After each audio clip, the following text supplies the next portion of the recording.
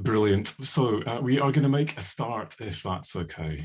So welcome to everyone who is here in Zoom. Welcome also to everyone who is listening in via YouTube. Today's the day that I am launching my next book, Impact Culture. This is a big moment for me. It's been 3 years in the making, almost a year ago since I actually finished writing it, but I wanted to launch this properly and make sure this gets into the right people's hands, because I believe in the right people's hands, this is a book that can do good. And my hope is that it can do deep and lasting good. So I'm going to start today's session with a brief overview of the book itself, and some of my own reflections on this, and then we're going to move into discussion. So today's launch is operating as a reading group. So a number of colleagues who have joined my launch team received a book a month ago. Some of you received it less than a month ago if you joined late. So first of all, congratulations on either being overambitious or a fast reader.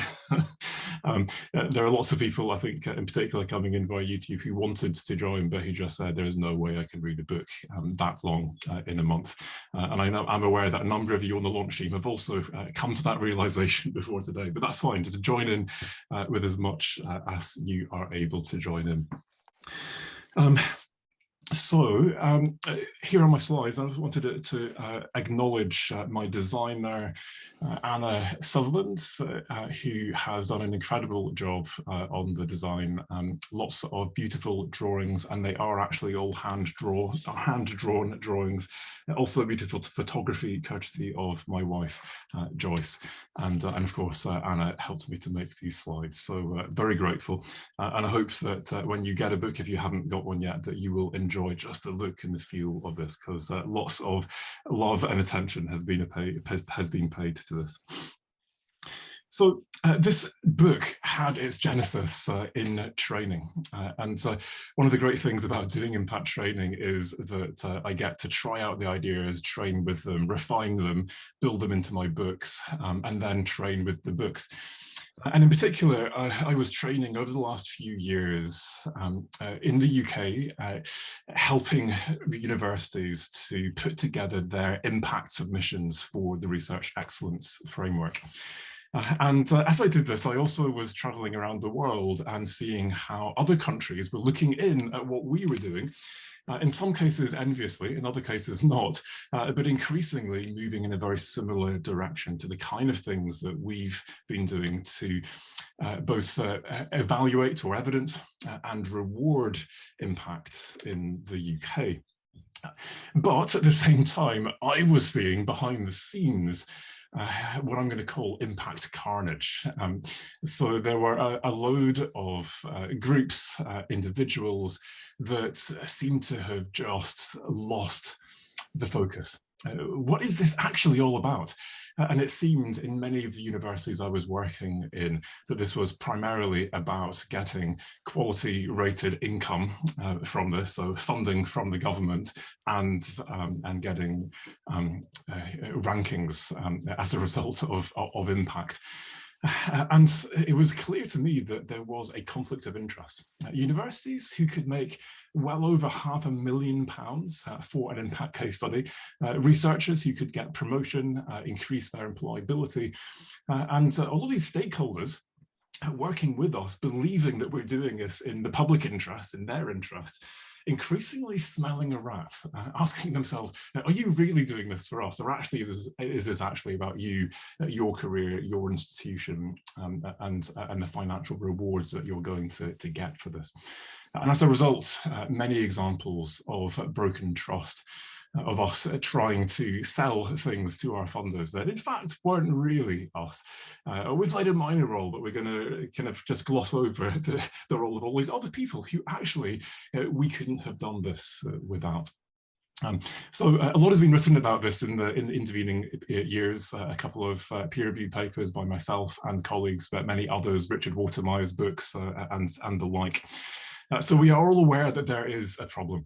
And my goal with this book is not just to open up some of these problems, but I think that is important, especially for our overseas colleagues, because this is a book for everyone internationally, to see what can go wrong, but to enable us all to pick up the pieces as the dust settles in the UK, as we think about whether to follow in the UK's footsteps, to do something differently.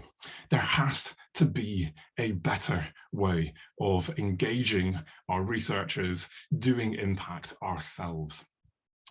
And yes, the system needs to change. And the book, as you'll see, has lots of ideas for things that we could do. And so if you are listening as a university manager, as a leader, my hope is that you will look at these ideas and think hard about them. And this, as you can see on the screen here, is one of the ideas from the book, which I blogged about recently. And the target for this is more our funders, the people in charge of exercises like REF. But this is something that could be applied anywhere in the world. But the fact that the system needs to change is, I think, also sometimes a convenient excuse. Well, it's their fault, and there's nothing that I can do to change this. And so I'm going to complain about it, and I'm going to be upset about this. Maybe I'm going to change jobs, and maybe I'm going to discover that the same problems are perpetuated in different ways in my new job. But my message in this book is that we don't have to wait. We can change how we work as individuals now. And as we change how we work, we can begin to influence those around us. Whether that is a bubble, me and a couple of other colleagues who start to do things differently and start to support each other in the ways in which we work. A bubble perhaps in a toxic culture, or perhaps this is me and my colleagues and now more colleagues seeing this works, and innovations spread as we share and act and do. And so gradually from the bottom up, cultures actually begin to change. And this is the kind of deep change that actually lasts and actually changes how people work, compared to the change management processes that reorganize faculties and give your next dean or vice chancellor their legacy, but in reality don't really change anything for people like you and me at the grassroots. So I'll stop my slides at this point, so I can see you all.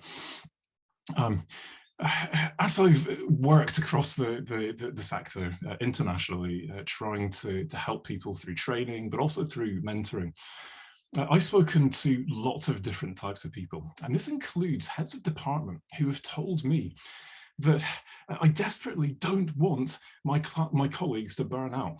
I've come into this role and I want to change the system as far as I can. And it turns out heads of school actually have very little power. But even with that limited power, I'm changing the workload model. I am leading by example. I'm doing everything I can to protect people from these things that are coming from on top and to make this space. And yet people are still burning out. They're still working crazy hours. I'm telling them not to. I'm trying to ask them, what is it that you're doing that is making you work this weekend? How can I stop you from doing this? And the sense that I have is that actually this has nothing to do with me, and there's very little I can do to help these people because they can't help themselves. And of course, that is perhaps a minority of heads of school who are really in that position, who have the ability to make that kind of change. But the message is that even if you can convince your head of school to change the system, to reallocate your workload, then you may discover that, in fact, it doesn't make the difference you expect. And many of the people I've mentored come to me saying, I don't have time. And they come to me because I've written a book about how to manage your time better. And my message is, well, great, talk to your line manager and see if you can get a change in your workload allocation, try and get a sabbatical, whatever it is. But in the meantime, work on your priorities. In the book, I've also then delved into some of the psychological barriers, because at this point people say, well, great, but I don't have time. Great, I've given myself some time, but I didn't actually achieve anything that I wanted. And in the book, I've written about imposter syndrome, perfectionism, fear of failure, people pleasing, The list goes on. And although we want to make that change for us as individuals, these things get in the way and we self-sabotage. And so bottom-up change, I suggest, starts from within. It starts with each of us. And if we can make those changes, overcome those psychological barriers, we can be that change. And then we can help those around us to change as well. Finally, in the book, I share some of my own personal story, and this is something that I share in some of my trainings as well. And I think it's important to be open about issues around mental health. I'm going to be doing one interview for the book, and it's actually with the Voices of Academia podcast, which is a podcast dedicated to mental health issues in the academy. And this is also one of the key objections people have to my work in this area, which is, well, yeah, Mark, look at you. You're white, you're male, you're old. Of course, it's easy for people like you to make time for your priorities. But what if you were me? And I think that it's a fair critique. I am who I am, and I do have privileges that have made it easier for me than for many others. But at the same time, many of us have hidden disabilities. My wife, for example, is dyslexic. And for me, the key challenge that has been debilitating for me in work terms has been my mental health.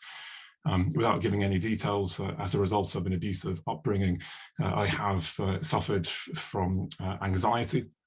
Usually it's on stage if it's going to happen, which is a bit of a problem as an academic. Bouts of depression. I had to take significant amounts of time off work for that. In one case, I called in sick on the morning of a plenary speech opening a conference for my funder, because I knew if I didn't have a panic attack on stage, then I would probably burst into tears if I got asked a question. And I decided that's probably not the look they're looking for. I'm sick. You don't need to know why, but I can't turn up today. And I, to this day, suffer from night terrors where I wake up and my dreams, my nightmares are hallucinations, which is a problem for my wife. And the point I'm trying to make here is that for like you, many of us look over the fence and we have this sense of, well, the grass is greener. If only I could move jobs to that new institution. If only I were like that person, things would be easier. And as I've written in the book, there is always someone ready to piss all over your grass is greener manicured lawn in your new institution. And no matter how easy you might think it could be for someone like me or whoever else you might see on the screen, the reality is that we all have our own challenges to deal with. And so my final screen, and then we'll move into discussion, is the message that change is possible. System change is possible. There are ideas, there is momentum. People like Jonathan Grant on the podcast, Fast Track Impact podcast this morning with his book, The New Power University. It is not just me. There are people saying that this needs to change with good ideas.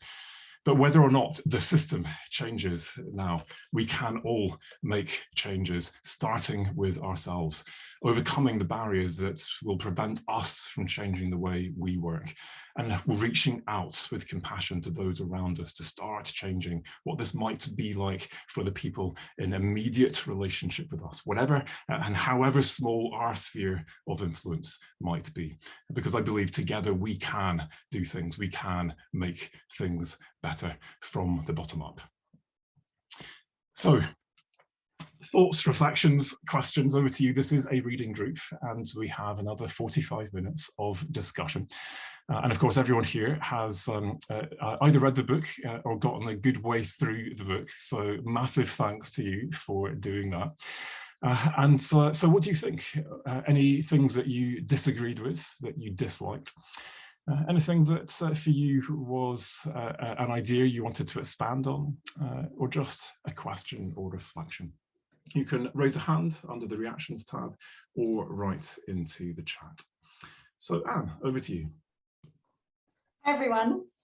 Yeah, I love the book, Mark. Some of the things I liked about it were the honesty and authenticity in it, and things like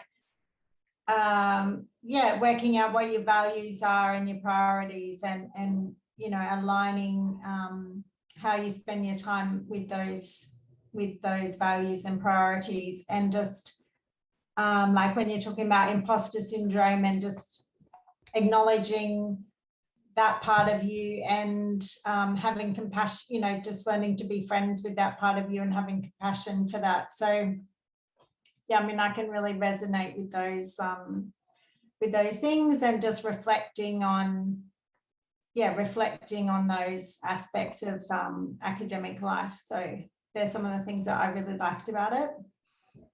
Great, thank you, Anne. Sharon also on the chat saying I really enjoyed the whole person approach. It really resonated. Did anyone have any reflections on some of these kind of deeper issues? Let's start with that. And imposter syndrome is a thing that I think pretty much all high achievers suffer from at some points, and academics certainly not immune. I think a lot of people assume once I become professor, then of course I won't have imposter syndrome. And actually, from my experience of mentoring people, new professors are the group that suffers most from imposter syndrome. Oh my God, the whole world now thinks I'm an expert, and of course I can see everything that I don't know. And essentially the approach that I'm suggesting here is that if imposter syndrome is about a gap between how you see yourself and the world sees you, then your task is to reduce that gap. And so there are two solutions. You start either at the end where this is how the world sees me, and you start to manage expectations, be authentic, explain that you have limits to your knowledge and this is where they are, and a bit of self-depreciation. And oh, you are just a human being, despite the fact that you've got a prof in front of your name or a doctor in front of your name. Great, so I'm kind of bringing it back. And at the same time working on your own esteem, and three different types of esteem that I talked about in the book, in particular your intrinsic esteem, to just raise your own levels of confidence. And yeah, I don't know everything, but here is where I do know, and I have the confidence to say where the limits of my knowledge are and to get help when need be. And it's getting closer and closer. Perhaps I feel less imposter syndrome. Saskia, thoughts from you? Yeah, thank you, Mark. Thank you for inviting me to be part of the reading group and for sending the book. I didn't get all the way through it. I've just hit part 2, so I've sort of done the first part, and I was pleasantly surprised by part 1. It was far more reflective than I sort of expected it to be, and I thought it was really interesting, beginning with the individual, talking about how you can change yourself and your outlook. And by doing that, you can then start to build communities and work with others and resonate with others. So I thought it was interesting, that sort of, you know, as you were saying, the bottom-up approach rather than this constant sort of top-down that you get in universities. You know, as you know, I work with universities all around the country, and it seems like every 2 years they're being reorganized into different faculties and into different this, and then it changes again. And, you know, I haven't really seen any of those bring any particular improvements to anybody. Just a lot of confusion as to what's going on. So I think the sort of the personal, that sort of empowering people personally was quite refreshing. I think there is a slight danger there, though, in putting it on the individual. I think that would be my only concern, is that I think if you're already feeling quite overwhelmed and in a scenario where it all just feels like too much and you're feeling quite put upon, I think sometimes being told you can change it yourself can in itself, you know, put more pressure on. I suppose that was my only comment, but I actually thought it was very empowering the way that you did it. But I think there is a danger that for some people it would just be like, I can't do anything more, please, you know, it's not about me. Someone please sort this out for me. Yeah, and it does have to be bottom up and top down at the same time, which is why you'll see right at the end of the book, this is not just about interrogating your assumptions and doing more yourself, but thinking about the conversations you need to have with people, not just you, who can actually make those changes, and trying to affect system change as well. So the two have to go together. But I think, speaking as someone who has worked in incredibly empowering contexts, I'm currently working at Scotland's Rural College. It is the best job I've ever had in my career. I love it. Mads is here from SRUC. I'm not sure if anyone else is. Great, but I've also worked in fairly toxic cultures. And for me, this is partly, if you're in a toxic culture, just about how you can create that bubble. Me and just one other person who gets this, and who can create this compassionate bubble where we are at least doing something differently, and in some miniature way rebelling against that system, and trying to protect ourselves. And I think that that can be a use of these materials, just to self-protect, rather than to actually achieve any broader change. change if you want to. How would you react to that, Saskia? Sorry, yeah. You know, I think in terms of change and sort of systemic change, absolutely. It's, you know, I think it's a tricky one. I think you and I have had conversations about this in the past about you know, how one creates change. But I have I tend to agree with you, and my approach is that you do it from the bottom up, and that's how it works effectively. And without that, it doesn't. And in terms of, you know, examples where I've seen and where I've gone in and encountered sort of units, and it tends to be units, and often despite what is going on around them, they are able to operate effectively, and often that comes you know, from a few key individuals instigating a culture within that scenario that really works and operates for other people as well. And it comes from a more, you know, I hate to use it, but a more sort of nurturing place than something that is about, you know, just putting in place new structures just so you can seem like you're constantly changing and constantly moving. And I think that perhaps that there is sometimes you just need to sort of step back and say, actually, the system that we have in place now works really well, and it doesn't need to be sort of constantly changed all of the time. But anyway, I feel I've said enough already. Yes. That's great. I love it. Paul Gentle is here. He does change management and takes a bottom-up approach. I'll be interested in his thoughts at some point on this. Christine Smith on the chat saying, I agree, Saskia, the same issue of constant change also exists out in the real world too. And the people most impacted by it, the public, just disengage. Also earlier in the chat, Anne, who asked made the comment about imposter syndrome, says, yeah, I'm a new professor. Absolutely. So James, you are in a leadership role.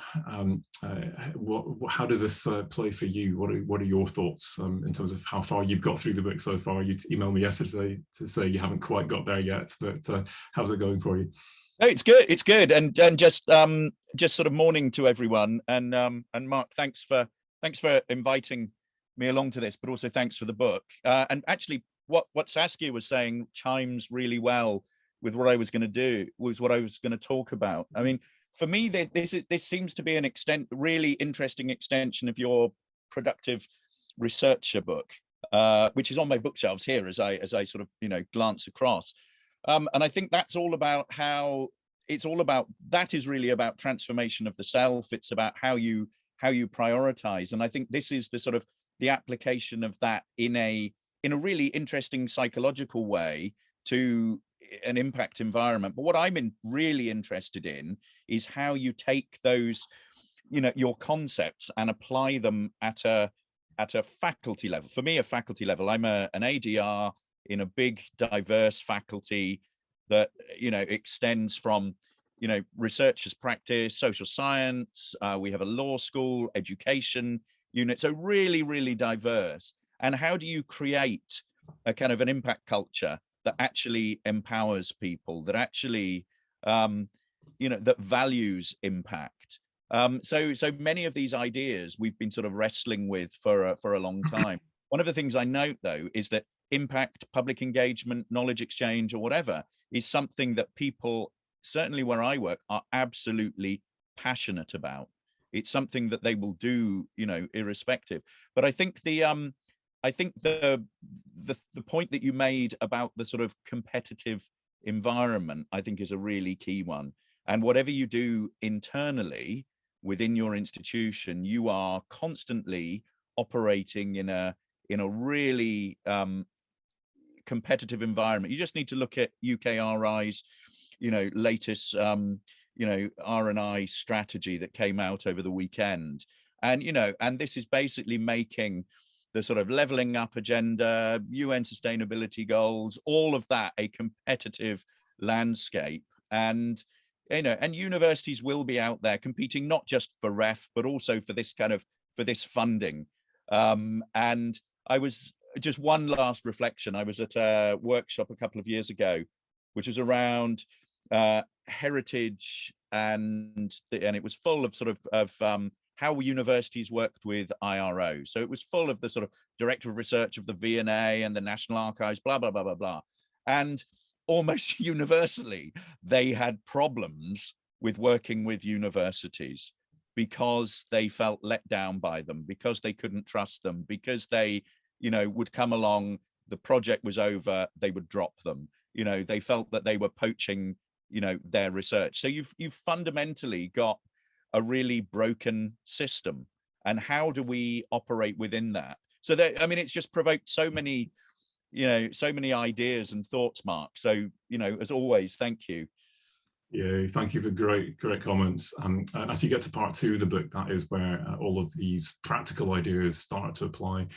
Jed on the chat was saying he was going to ask something similar, and I've certainly had chats, quite formative chats actually, as I was writing the book with Jed, asking, yeah, but how does that work at an entire university scale? Because that's the scale that Jed is operating at. Mads, I'm going to come to you next, leading a centre at SRUC. And part of my move to SRUC was a sense that I need to actually walk the talk, and I want to move into a leadership role, and so I'm leading a centre at SRUC. And just to give you a flavour of some of the ideas for things that that I want to do once we launch our centre, that you can apply at a faculty, school, but also at university level. So different kinds of seminars that are different to the norm. So we do research seminars, what about impact seminars, with a focus on methods. So someone is going to present their impact, but they're going to also give you a short lesson in some of the methods they used to generate impact. And so whenever you come, you leave with a new skill. Or a reframing failure seminar series. Maybe it's kind of threaded through to that one, where we're learning from people whose impacts, but also research went wrong for some reason, how they managed to recover themselves or adapt. So hopefully a happy ending to the story, but just reframing this idea that, you know what, everyone is always succeeding, and this kind of shiny edited version of ourselves, and actually sharing some of those stories can be really formative in terms of not just the culture and enabling us, giving us all permission to be more self-compassionate and compassionate to each other and support each other, but also to realize, yeah, you know what, we don't all have to be perfect, and we aren't. And look, here's our star professor who's telling us all the things that went wrong. There are lots of awards that are out there, impact awards. I think you need to be very careful with these. And for me, I ran something called the Unsung Impact Award recently, if you want to Google that. And so for me, this is not just about rewarding the things that our funders or REF or someone else might want, but the things that people find most inspiring. And so the criteria here is something that actually made a difference to someone that might inspire others, whether or not it was at scale, or I can absolutely categorically prove it, that kind of thing. And then finally, an annual Acts of Kindness challenge. So you run it over a week. Everyone who signs up to the challenge has to do one act of kindness for anyone every day, and they have to do one secret act. So it's not all just about performance. It can be within the group, it can be outside the group, but just enacting these more compassionate ways of interacting with each other to create the kind of foundation we need for the kinds of impacts that we might want to do in the ways that we want to achieve impact, not for our funders, for career, but because we actually care. Mads, over to you. Thank you, Mark, and thank you for having me. Yeah, I'm one of the professors feeling imposter system from being a new professor, maybe even double up, because I'm not even brought up in the system. I'm from a civil service background, and then I was headhunted to be a professor here in Scotland. So one of the things that I might read this differently than at least some of you have been actually doing the work to get to professor, but it's an interesting way for me coming as an outsider to the university role, well, to also try to understand my colleagues a little bit through this. You're describing some things that I hadn't thought about when I was interacting with colleagues at SRUC. So that perspective is also quite interesting for me. I think I do believe that systems change. I'm a political scientist. I do believe that systems change will also involve some kind of structural change. So you can't just, I was reading it a little bit as there was put too much pressure on me. I actually started to be a little bit sad and cry a bit during the first part of the book, because I felt a little bit like a failure if I weren't able to be as big of a person as you, Mark. And I'm very happy to work with you. So it's nothing like that, but it's kind of, I want to do good in the world. If I'm failing, is it because I'm not good enough?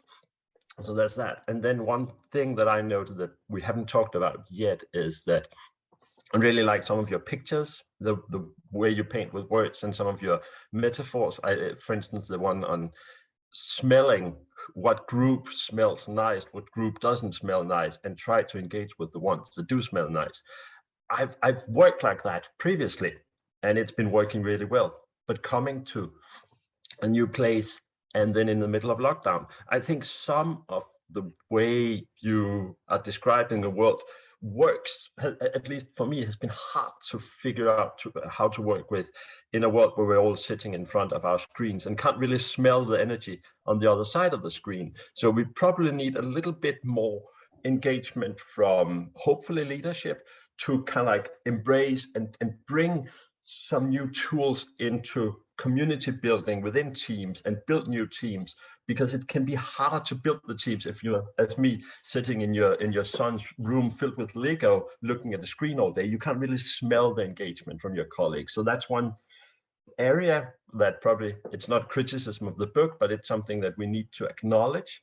We're in a different place now. How can we take some of these tools and actually gather momentum for the culture you want to see? Fantastic.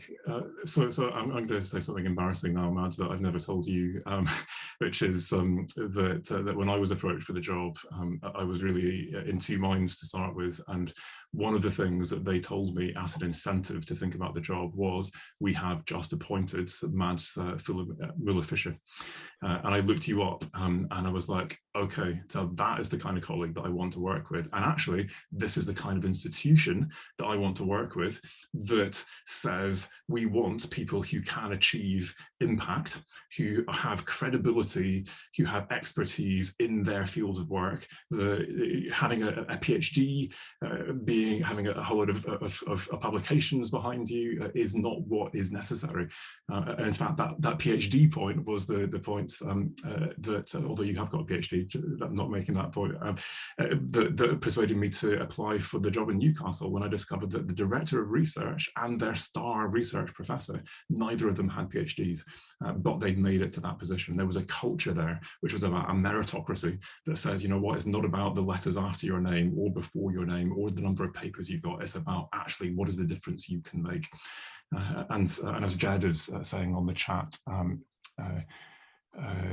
where is it? Lovely to see a culture that is open to people moving across boundaries at SRUC. And I think we need to think more about appointing unconventional academics.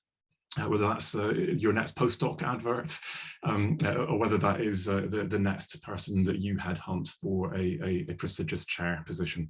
And I think that if the purpose of our universities is to generate impact, then we need to see many more appointments like yours, Mads.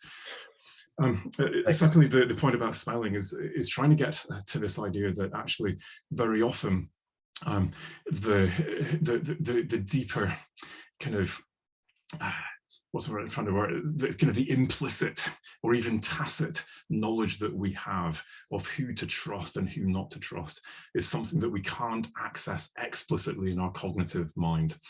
And as we are building new relationships, we have to try and sense who these people are. And you're not just going to go and ask people lots of deep questions about their values and all the rest of it, but you can get this sense if you can activate this kind of subconscious smell, is the metaphor I'm using, but this sense of what is my subconscious kind of tacit, implicit self saying to me, yeah, steer clear of these, or yeah, I'm drawn, I'm attracted.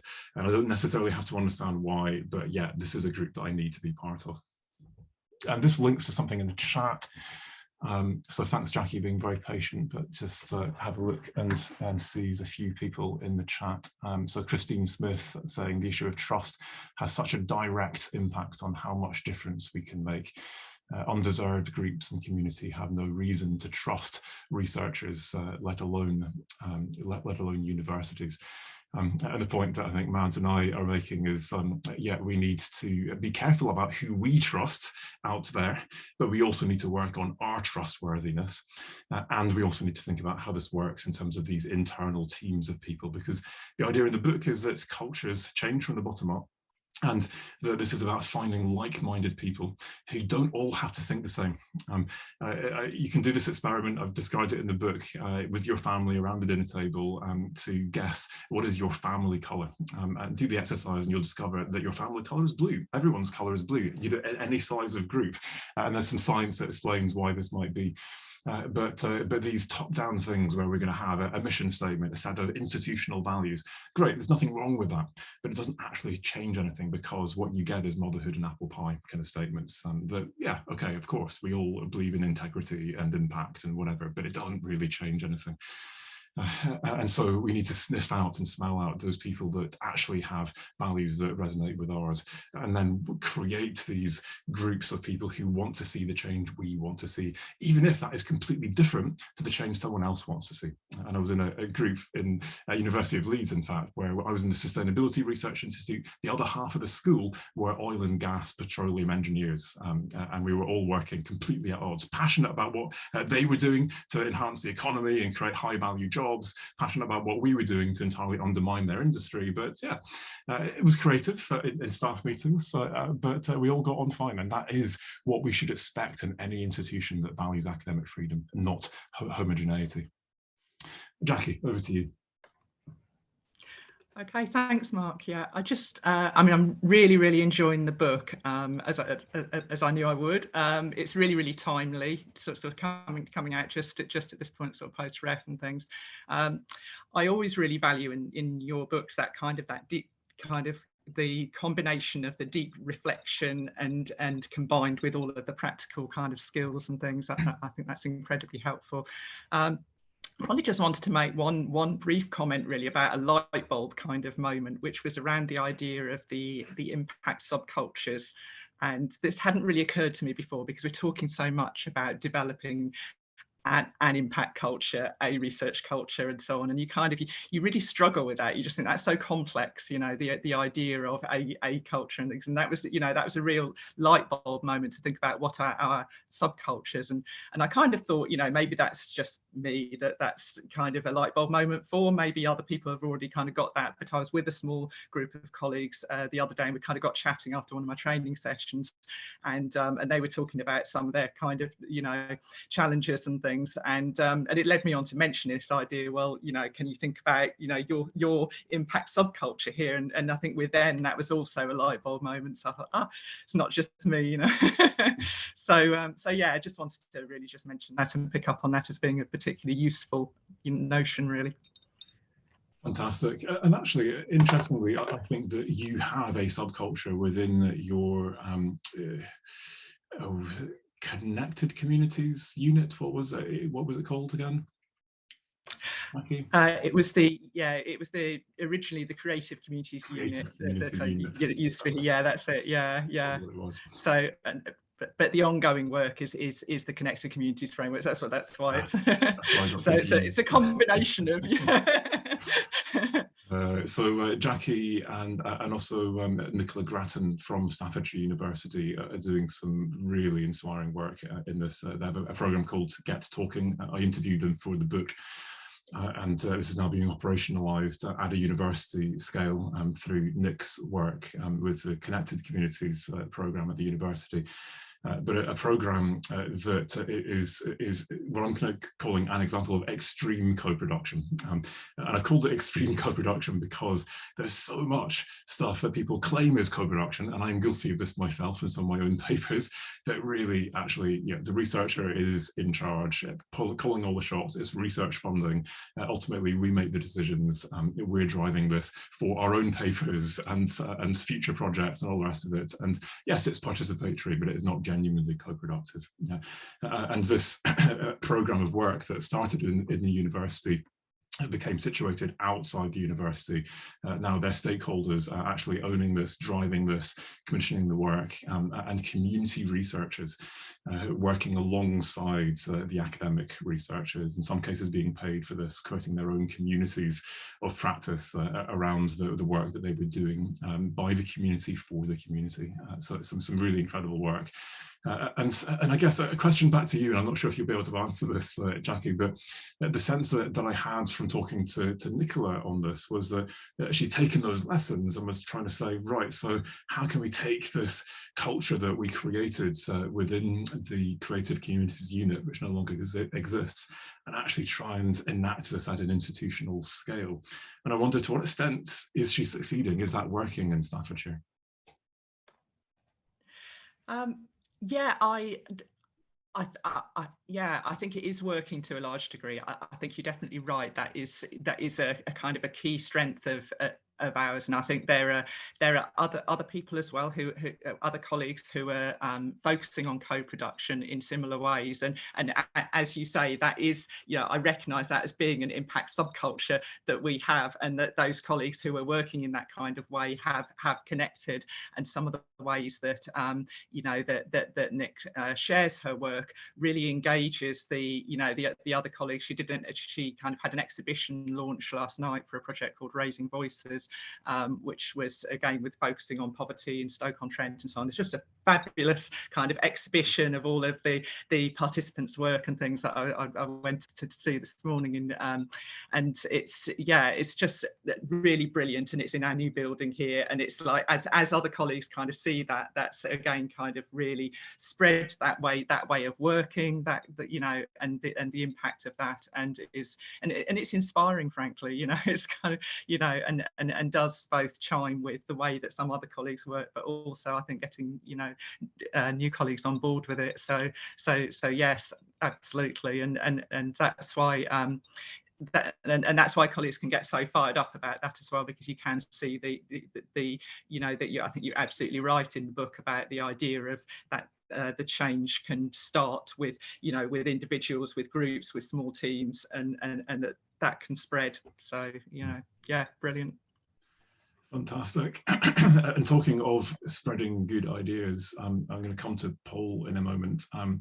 So Paul Gentle, if you can tell us a little bit more about what you do, but I'm working both with Paul and with Professor Johan Fazy from the University of York, who was the co-author on the peer-reviewed journal article version of the book that came out last year.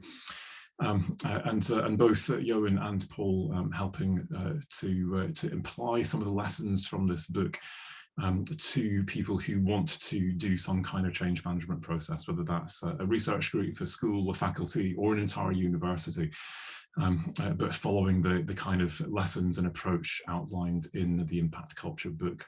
So Paul, what are your reactions to this? Thanks very much, Mark. And following on from Jackie feels like one of those serendipitous moments, because I'm recalling that exactly a week ago, I was actually setting foot in the Catalyst building on the Staffordshire campus and having my first ever tour around it. Really inspiring space there. And Mark, thanks for bringing us all together for this conversation. I mean, it in itself seems to be a great example of an impact community in the making, and on a kind of truly kind of system-wide global scale. So thanks for this opportunity. I'm really struck by the questions raised by James and then also by Jed around the challenges of generating change at scale. And I think for me, this resonates very strongly with a lot of part 2 of the book, which I found really helpful in terms of its challenge to institutions and to society more widely. So in there, you talk about important things. Chapter 18, you really set out the important things for institutions to take responsibility for. And this for me comes on not only to the area of work that I'm focused on, which is actually working on that kind of delivery and implementation at scale, but it also highlights the issue that I guess, as well as being a grassroots, a bottom-up movement, this can only work at scale effectively if there is also a pincer movement involved, and if there is top-down involvement where that's possible to gain it. So you say in chapter 18, for example, universities need to create the space, academic freedom and capacity to enable us to pursue this purpose. And you also say universities need to reinvent themselves as boundary organizations. I think that's absolute music to my ears.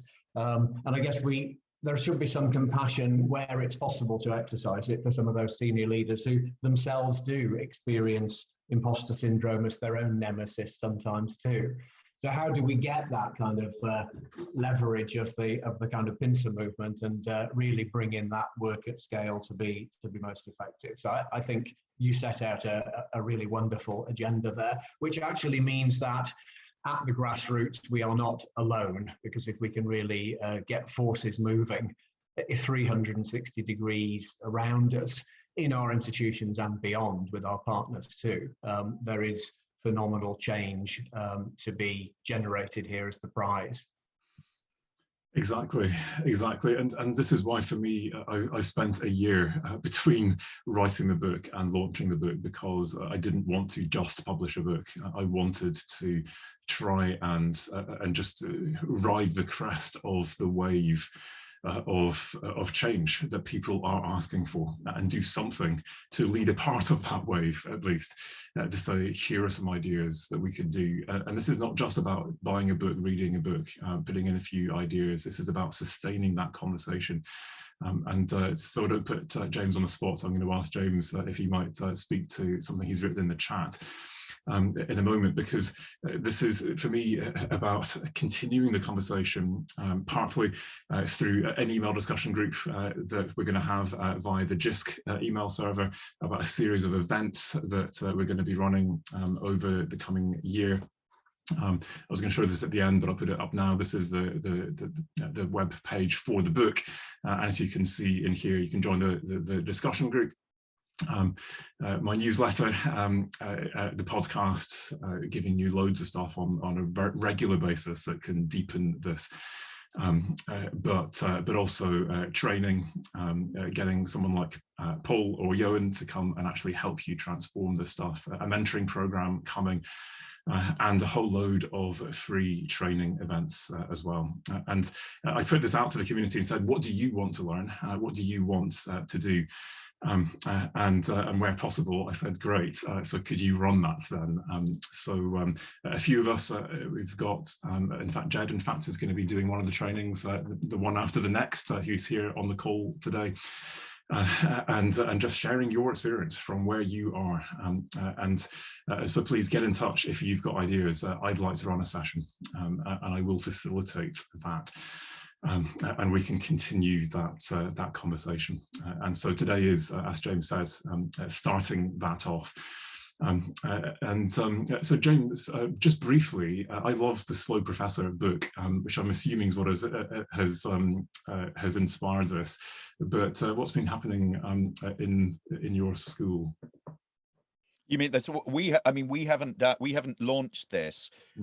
We just had a visiting professor from Lapland who was telling us about Slow Lab. Okay. Yeah. That she'd done, and she'd set up, and it was a physical space where people could go along to. She was a sort of worked in fine art, and so part of it was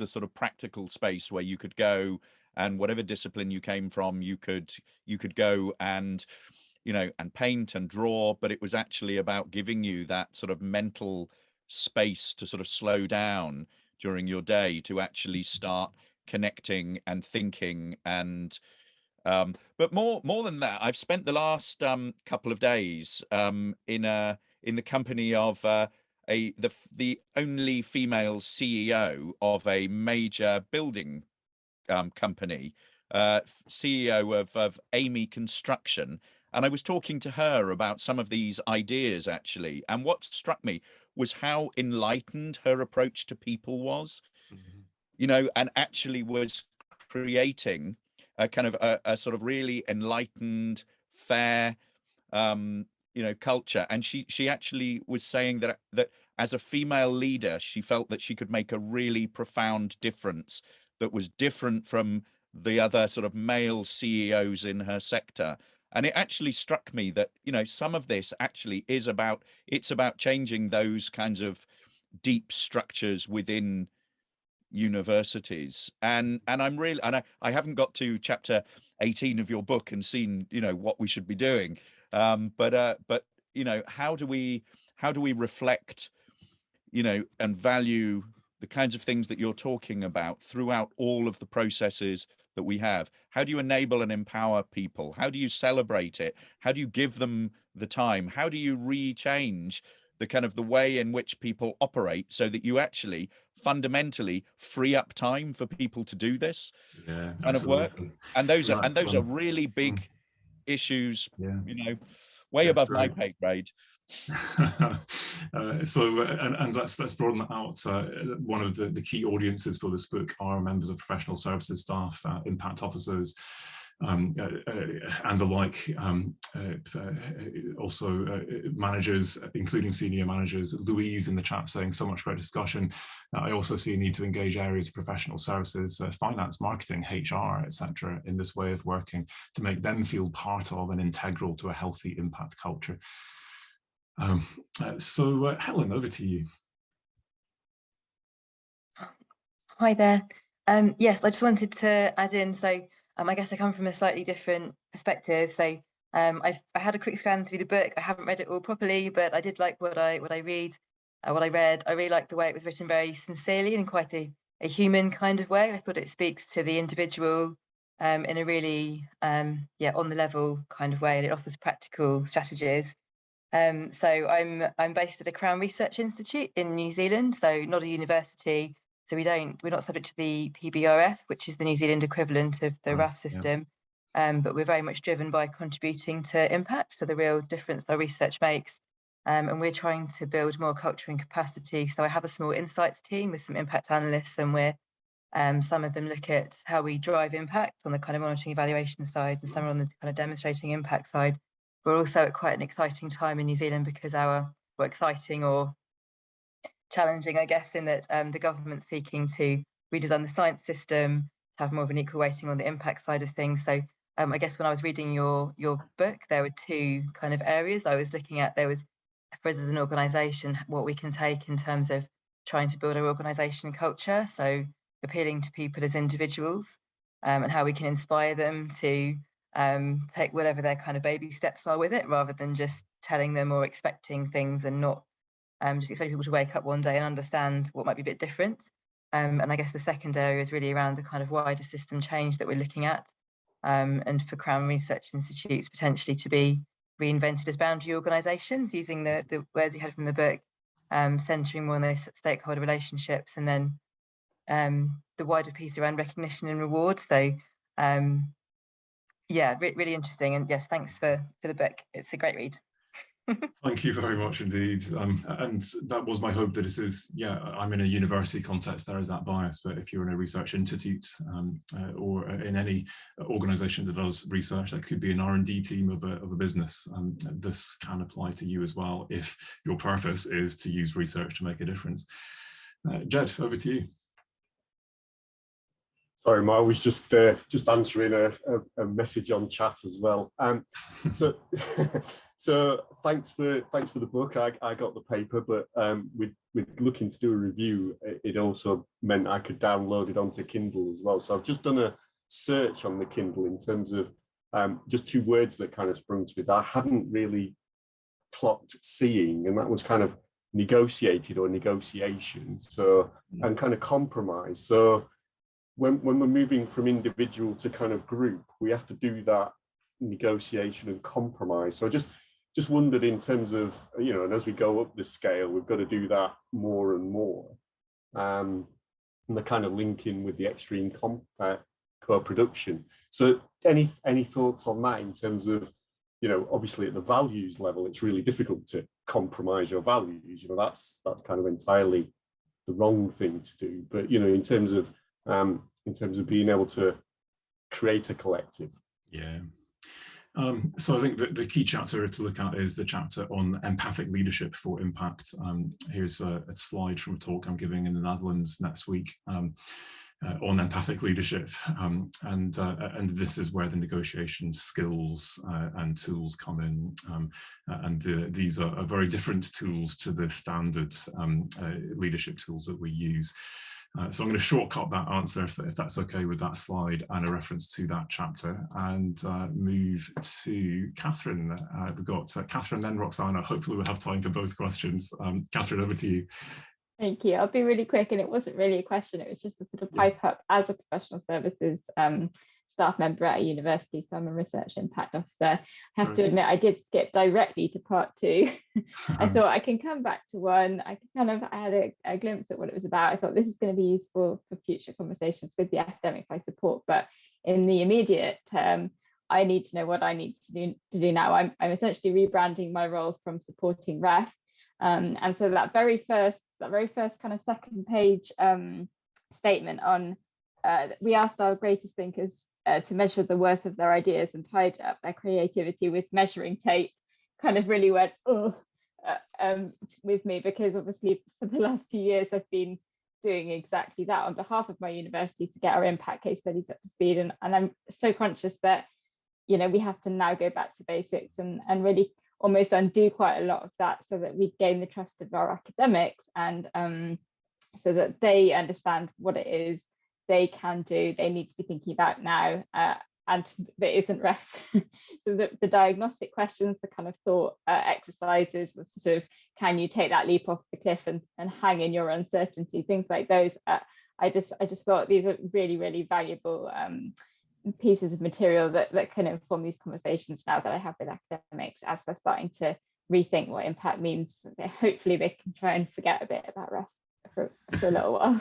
Absolutely, and hopefully this gives you some tools for that rebrand, and together you can start to restart afresh. And so finally to Roxana. Hi everyone.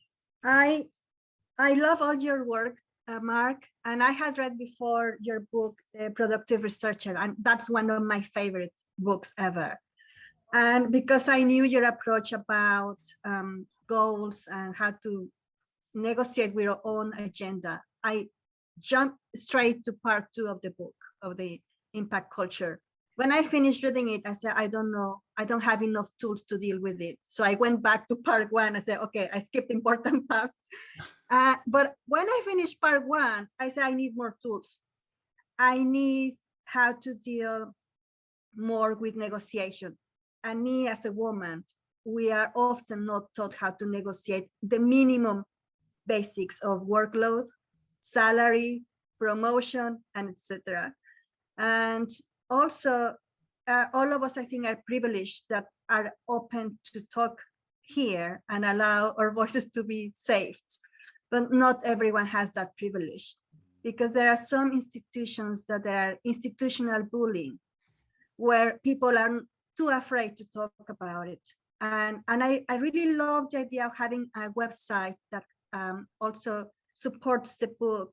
And I will encourage you to perhaps share some more ideas about how to negotiate these basic things that I mentioned, and how to deal with bullying that comes to backlash from promoting change. Thank you, Mark. Agreed. Sorry, our time is up, but a really great point to end with, and the topic for my next book. So now I know what I need to write next. So great. So clearly not enough on that in the book. So a great critique, but also a great challenge. And let's maybe think as a community, what can we do to run some sessions on that, and all build our skills in that area. Thank you to everyone who has joined the launch team and been here today, and who are helping to get the word out about the book.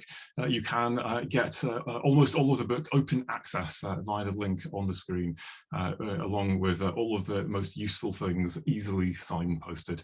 So go and have a look, join some of the planned events, and I will enjoy continuing the conversation with you all. Thank you very much, everyone.